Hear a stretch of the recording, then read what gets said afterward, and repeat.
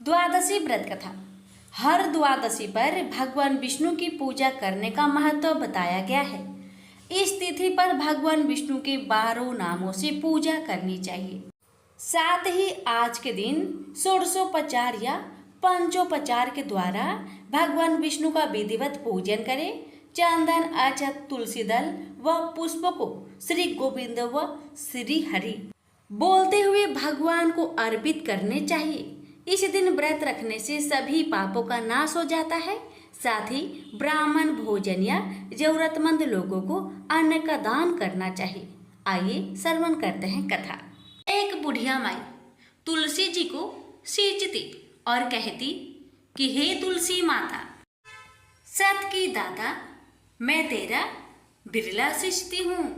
मुझे बाहु दे, पीताम्बर की धोती दे, मीठा मीठा घास दे, बैकुंठा में बास दे, चटक की चाल दे, पाटक की मौत दे, चंदन का काठ दे, रानी सा राज दे, दाल भात का भोजन दे, 11 की मौत दे, कृष्णा जी का कांधा दे। तब तुलसी माता यह सुनकर सूखने लगी तो भगवान ने पूछा कि हे तुलसी, तुम क्यों सूख रही हो?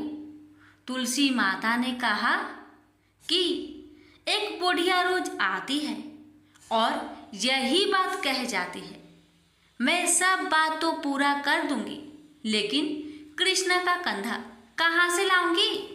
तो भगवान बोले, जब वो मरेगी तो मैं अपने आप ही कंधा देने आऊंगा। तू बुढ़िया माई से कह देना। जब बुढ़िया माई मर गई, सब लोग आ गए। जब माई को ले जाने लगे तो वह किसी से न उठी। तब भगवान एक 12 बरस के बालक का रूप धारण करके आए। बालक ने कहा, मैं कान में एक बात कहूँगा तो बुढ़िया माई उठ जाएगी। बालक ने कान में कहा, बुढ़िया माई मन की निकाल ले, पीताम्बर की धोती ले, मीठा मीठा ग्रास ले, बैकुंठा में बास ले, चटक की चाल ले, पाटक की मौत ले, कृष्णा जी का कांधा ले। यह सुनकर बुढ़िया माई हल्की हो गई। भगवान ने कंधा दिया और बुढ़िया माई को मुक्ति मिल गई। हे तुलसी माता, जैसे बुढ़िया माई को मुक्ति दी वैसे सबको देना। प्रेम से बोलिए तुलसी महारानी की जय। राजा अमरीश भगवान श्री हरि के परम भक्त थे। वे पृथ्वी के 7 द्वीप, अचल संपत्ति और अतुल ऐश्वर्य के शासक होने पर भी इन्हें सपने तुल्य समझते थे, क्योंकि वे जानते थे कि जिस धन वैभव के लोभ में पड़कर मनुष्य घोर नरक में जाता है, वह केवल 4 दिन की चांदनी है। राजा अमरीश का भगवान श्री कृष्ण में और उनके प्रेमी साधुओं में परम प्रेम था। उन्होंने अपने मन को श्री कृष्ण के चरणों में, वाणी को भगवान के गुणों का गान करने में, हाथों को श्री हरि के मंदिर मार्जन में और अपने कानों को भगवान की मंगलमयी कथा के श्रवण में लगा रखा था। उन्होंने अपने नेत्रों को श्री हरि की विग्रह व मंदिरों के दर्शन में, नासिका को उनके चरण कमलों पर चढ़ी श्रीमती तुलसी की दिव्य गंध में और जीवा को भगवान के प्रति अर्पित नैवेद्य प्रसाद में संलग्न कर दिया था। राजा अमरीश के पैर भगवान के क्षेत्र आदि की पैदल यात्रा करने में ही लगे रहते और वे सिर से भगवान श्री कृष्ण के चरण कमलों की वंदना किया करते थे। इस प्रकार उन्होंने अपने सारे कर्म, यज्ञ, पुरुष, इंद्रियातीत भगवान के प्रति उन्हें सर्वोत्तम एवं सर्वरूप समझकर समर्पित कर दिए थे। और भागवत भक्त ब्राह्मणों की आज्ञा अनुसार वे इस पृथ्वी का शासक करते थे।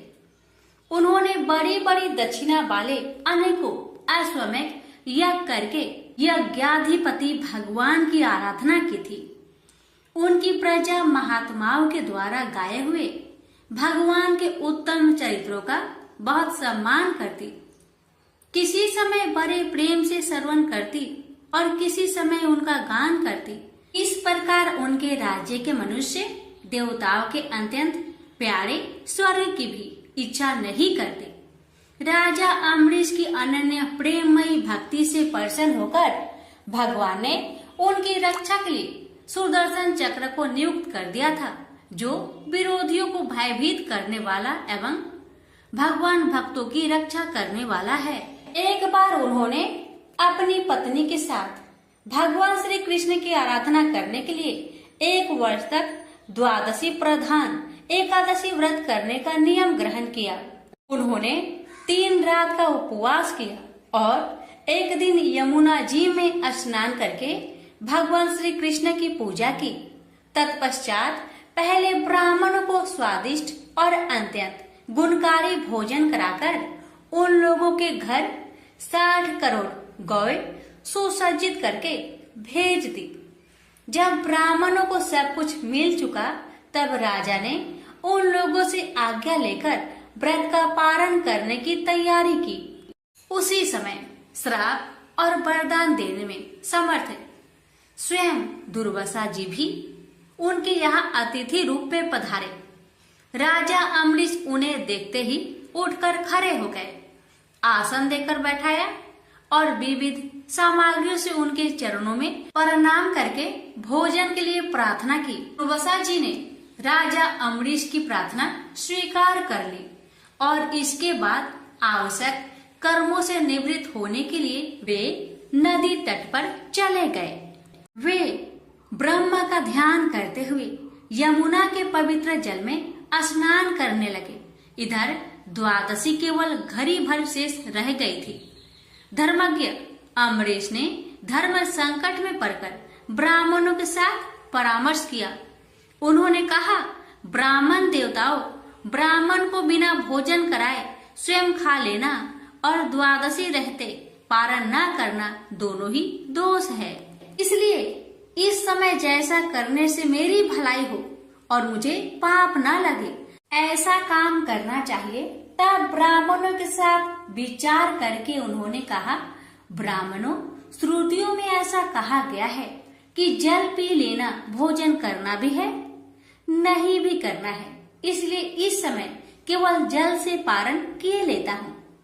ऐसा निश्चय करके मन ही मन भगवान का चिंतन करते हुए राजश्री अम्बरीश ने जल पी लिया और फिर दुर्वासा जी के आने की राह देखने लगे।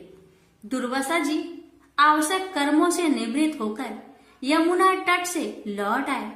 जब राजा ने आगे बढ़कर उनका अभिनंदन किया, तब उन्होंने अनुमान से ही समझ लिया कि राजा ने पारण कर लिया है। उस समय दुर्वासा जी बहुत भूखे थे। वे क्रोध से थर थर कांपने लगे। उन्होंने हाथ जोड़कर खड़े अम्बरीश से डट कर कहा, आओ देखो तो सही, यह कितना क्रूर है। यह धन के मद में मतवाला हो रहा है। भगवान की भक्ति तो इसे छू तक नहीं गई और यह अपने को बड़ा समर्थ मानता है। आज इसने धर्म का उल्लंघन करके बड़ा अन्याय किया है। मैं इसका अतिथि होकर आया हूँ, किंतु फिर भी मुझे खिलाए बिना ही इसने खा लिया। अच्छा देख, तुझे अभी इसका फल चखाता हूँ। यो कहते कहते वे क्रोध से जल उठे।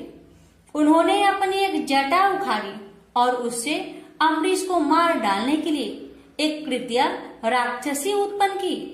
वह आग के समान जलती हुई हाथ में तलवार लेकर राजा अम्बरीश पर टूट पड़ी। परम पुरुष परमात्मा ने अपने सेवक की रक्षा के लिए पहले से ही सुदर्शन चक्र को नियुक्त कर रखा था।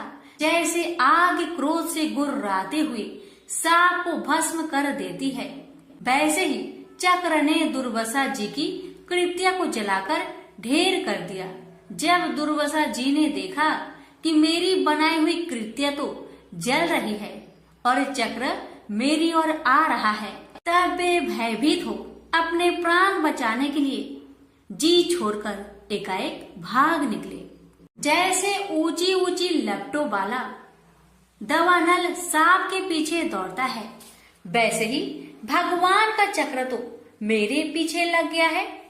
तब दुर्वासा जी दिशा, आकाश, पृथ्वी, अतल, बीतल आदि नीचे के लोक, समुद्र, लोकपाल और उनके द्वारा सुरक्षित लोक एवं स्वर्ग तक में गए। परंतु जहाँ जहाँ वे गए वहीं वहीं उन्होंने असहा तेज वाले सुदर्शन चक्रों को अपने पीछे लगा देखा।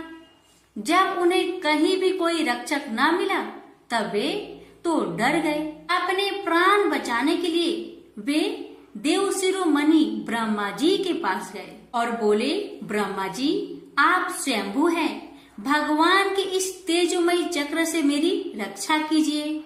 ब्रह्मा जी ने कहा, दुर्वासा जी मैं शंकर जी, दक्ष, भृगु आदि, प्रजापति, भूतेश्वर आदि सब जिनके बनाए नियमों में बंधे हैं तथा जिनकी आज्ञा सिरोधार्य करके हम लोग संसार का हित करते हैं, उनके भक्त के द्रोही को बचाने में हम समर्थ नहीं है।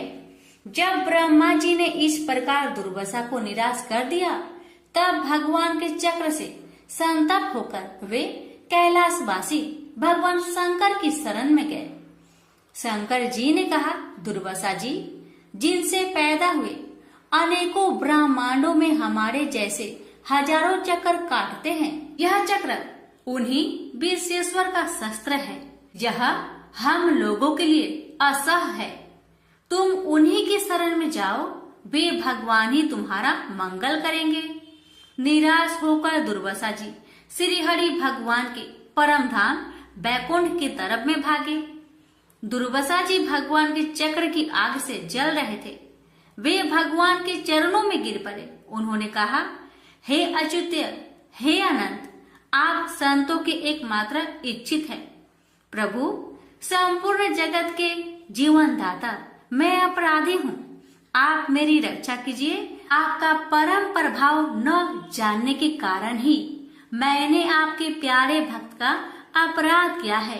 प्रभु, आप मुझे बचाइए। श्री भगवान ने कहा, दुर्वासा जी मैं सर्वथा भक्तों के अधीन हूँ, मुझ में तनिक भी स्वतंत्रता नहीं है। जो भक्त स्त्री, पुत्र, गृह, गुरुजन, प्राण, धन, इहलोक और परलोक सबको छोड़कर केवल मेरी शरण में आ गए हैं, उन्हें छोड़ने का संकल्प भी मैं कैसे कर सकता हूँ।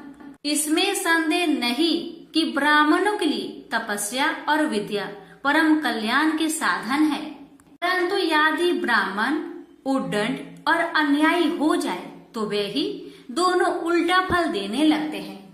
दुर्वासा जी सुनिए, मैं आपको एक उपाय बताता हूँ जिसका अनिष्ट करने से आपको इस विपत्ति में आना पड़ा है। आप उसी के पास जाइए, उनसे क्षमा मांगिए, तब आपको शांति मिलेगी। सुदर्शन चक्र की ज्वाला से जलते हुए दुर्वासा लौटकर राजा अम्बरीश के पास आए और उन्होंने अत्यंत दुखी होकर राजा के पैर पकड़ लिए। दुर्वासा जी की यह चेष्टा देखकर और उनके चरण पकड़ने से लज्जित होकर राजा अम्बरीश भगवान के चक्र की स्तुति करने लगे। अम्बरीश ने कहा, प्रभु सुदर्शन, आप अग्नि स्वरूप है, भगवान के प्यारे हजार दांत वाले चक्र देवा, मैं आपको नमस्कार करता हूँ। समस्त अस्त्र शस्त्रों को नष्ट कर देने वाले एवं पृथ्वी के रक्षक, आप इन ब्राह्मण की रक्षा कीजिए। आप कृपा करके हमारे कुल के भाग्योदय के लिए दुर्वासा जी का कल्याण कीजिए। हमारे ऊपर यह आपका महान अनुग्रह होगा। यदि मैंने कुछ भी दान किया हो या किया हो अथवा अपने धर्म का पालन किया हो, यदि हमारे वंश के लोग ब्राह्मणों को ही अपना आराध्य देव समझते रहे हो तो दुर्वासा जी की जलन मिट जाए। भगवान समस्त गुणों के एकमात्र आश्रय स्थल है। यदि मैंने समस्त प्राणियों की आत्मा के रूप में उन्हें देखा हो और वे मुझ पर प्रसन्न हो तो दुर्वासा जी का हृदय की सारी जलन मिट जाए। अब राजा अम्बरीश ने दुर्वासा जी को सब ओर से जलाने वाले भगवान के सुदर्शन चक्र की इस प्रकार स्तुति की। तब उनका प्रार्थना से चक्र शांत हो गया। जब दुर्वासा चक्र की आग से मुक्त हो गए और उनका चित्त स्वस्थ हो गया, तब वे राजा अम्बरीश को अनेकानेक उत्तम आशीर्वाद देते हुए उनकी प्रशंसा करने लगे। दुर्वासा जी ने कहा, धन्य है, आज मैंने भगवान के प्रेमी भक्त का महत्व देखा। राजन, मैंने आपका अपराध किया, फिर भी आप मेरे लिए मंगल कामना ही कर रहे हैं। महाराज अम्बरीश, आपका हृदय करुणा भाव से परिपूर्ण है। आपने मेरे ऊपर महान अनुग्रह किया। अहो, आपने मेरे अपराध भुलाकर मेरी रक्षा की है। जब से दुर्वासा जी चक्र से जीवन रक्षा के लिए भाग रहे थे, तब से राजा अम्बरीश ने भोजन नहीं किया था। वे दुर्वासा जी के लौटने की राह देख रहे थे। अब उन्होंने दुर्वासा जी के चरण पकड़ लिए और उन्हें प्रसन्न करके विधि पूर्वक भोजन कराया। दुर्वासा जी ने बहुत ही संतुष्ट होकर राजा अम्बरीश के गुणों की प्रशंसा की और उनके बाद उनसे अनुमति लेकर आकाश मार्ग से प्रस्थान किया। जब सुदर्शन चक्र से भयभीत होकर दुर्वासा जी भाग रहे थे, तब से लेकर उनके लौटने तक 1 वर्ष का समय बीत गया था। इतने दिनों तक राजा अम्बरीश उनके दर्शन की आकांक्षा से केवल जल पीकर रहे। दुर्वासा जी के जाने के बाद उनके भोजन से बचे हुए अत्यंत पवित्र अन्न को राजा ने सपरिवार ग्रहण किया। कुछ वर्ष बीतने पर राजा अम्बरीश ने अपने ही समान भक्त पुत्र पर राज्य का भार छोड़ दिया और स्वयं वन में चले गए। वहां वे बड़ी धीरता के साथ आत्म स्वरूप भगवान में अपना मन लगाकर गुणों के प्रवाह रूपी संसार से मुक्त हो गए। प्रेम से बोलिए लक्ष्मी नारायण की जय।